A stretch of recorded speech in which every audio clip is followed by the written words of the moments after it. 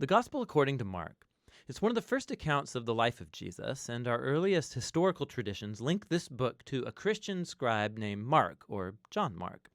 He was a co-worker with Paul and a close partner with Peter. And in fact, an ancient church historian named Papias, he recalls that Mark had collected all of the eyewitness accounts and memories of Peter and then shaped them into this account. But Mark didn't just randomly throw the pieces together. He's carefully designed this story of Jesus. In the first line of the book, Mark makes this claim about Jesus. It's the beginning of the good news about Jesus, the Messiah, the Son of God. Now, what's interesting is that this is the only time Mark is going to tell you what he thinks. For the rest of the book, he's going to influence you by simply putting Jesus' actions and words in front of you and showing you how other people react to him.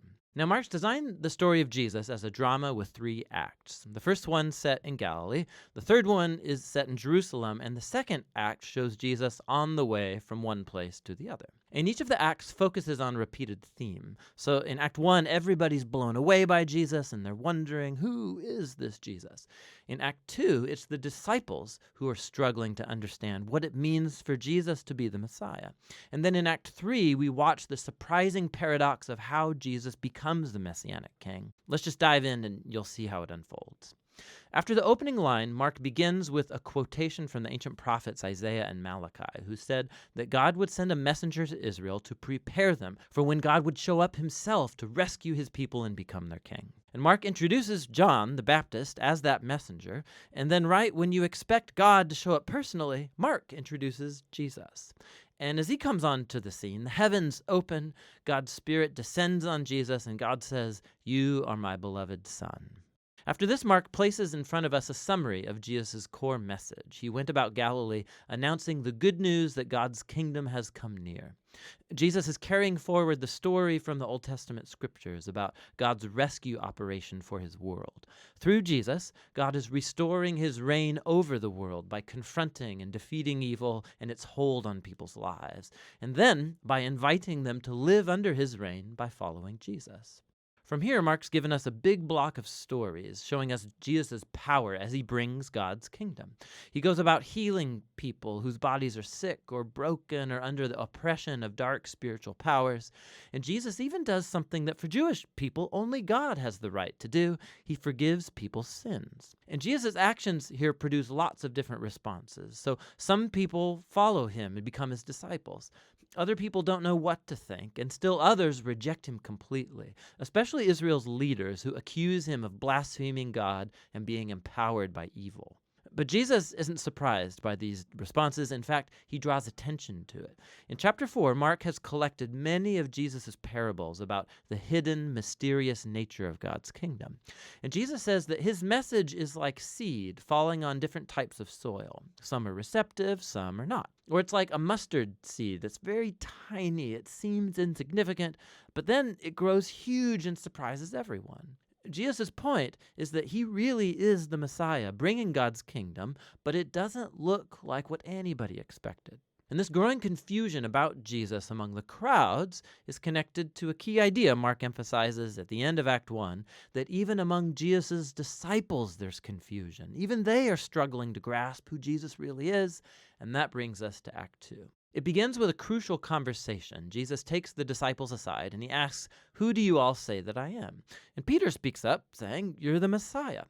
But it becomes clear that for Peter, this means that Jesus is a victorious military king from the line of David who will rescue Israel from the Romans. But for Jesus to be the Messiah means that he's the suffering servant king of Isaiah 53, who will bring God's rule by giving up his life in Jerusalem. And the disciples, they don't get it. They think following King Jesus is going to mean fame and status and importance, and Jesus makes it clear that following him is actually like dying, like carrying your own cross. It means rejecting violence and pride and selfishness and giving one's life out for others in acts of service and love. He has the same conversation with them 2 more times, and it all culminates in Jesus' important statement that the Son of Man did not come to be served, but to become a servant and give his life as a ransom for many. The disciples still don't get it. They respond in confusion and fear. And so here in Act 2, Mark has placed another key story that echoes the book's introduction. Jesus takes 3 of his disciples up to a mountain, and he's suddenly transformed. He's radiating with light and glory, and a cloud envelops them. Now, this is just like the glory of the God of Israel that showed up long ago on Mount Sinai. And then the 2 prophets who stood in God's presence on Mount Sinai, Moses and Elijah, they appear next to Jesus as God announces again, "This is my beloved Son." Now, by placing this story in the middle of all these conversations in Act 2, Mark is making an astounding claim that Jesus, God's Son, is the physical embodiment of God's own glory. And in Jesus, the glorious God of Israel is going to become king by suffering and dying for the sins of his own people. It's a puzzling claim that confuses and scares the disciples as they leave the mountain. Which brings us to Act 3. Jesus makes a very public royal entry into Jerusalem for Passover. People are hailing him as the Messiah. Then he enters into the temple courtyard and he asserts his royal authority by running out the thieves and crooks and stopping the sacrificial system.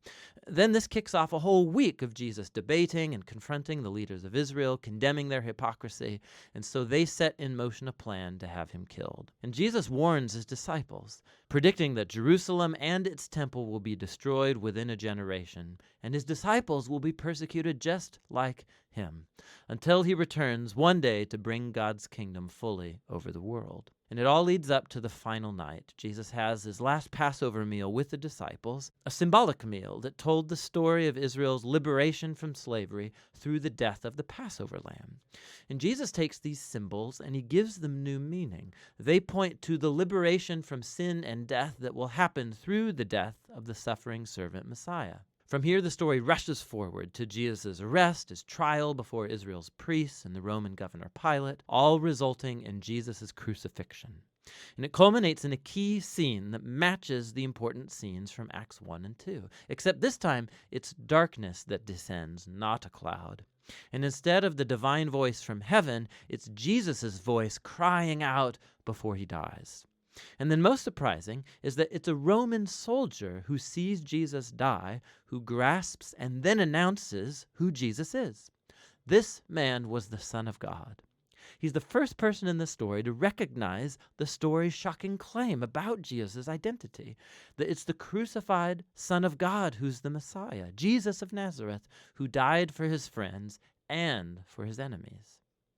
After this, Jesus' body is placed in a tomb, and on the first day of the new week, 2 women from his disciples come to the tomb, and they discover that the tomb is empty, the stone's rolled away, and an angelic man informs them that Jesus isn't here, that he's risen from the dead. And so he orders them to go and tell this good news to the other disciples, that Jesus is alive, that he'll meet them back up in Galilee. And the women, they're freaked out. Mark says that they fled from the tomb in terror, telling no one, for they were afraid. And that's how the book ends, with Jesus' disciples showing the same kind of fear and confusion that concluded Acts 2 and 1. Now, if you look in your Bible, you'll see that the Gospel of Mark has more to its ending, where Jesus appears, he speaks to his disciples, but there's also a note there telling you that that ending is not part of the original book, that it's only found in later, less reliable manuscripts. Now, it's possible that the original ending got lost, or that Mark actually never finished writing his account, but it's more likely that this abrupt ending is intentional to make a point. The entire story has focused on the shocking claim that puzzled Jesus' disciples from beginning to end, that it's the suffering, crucified, and risen Jesus who's the Messiah, the Son of God.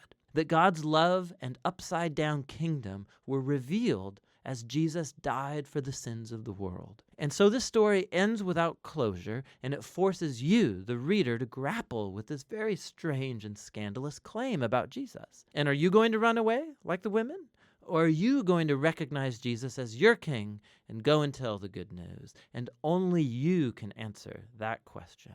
And that's what the Gospel of Mark is all about.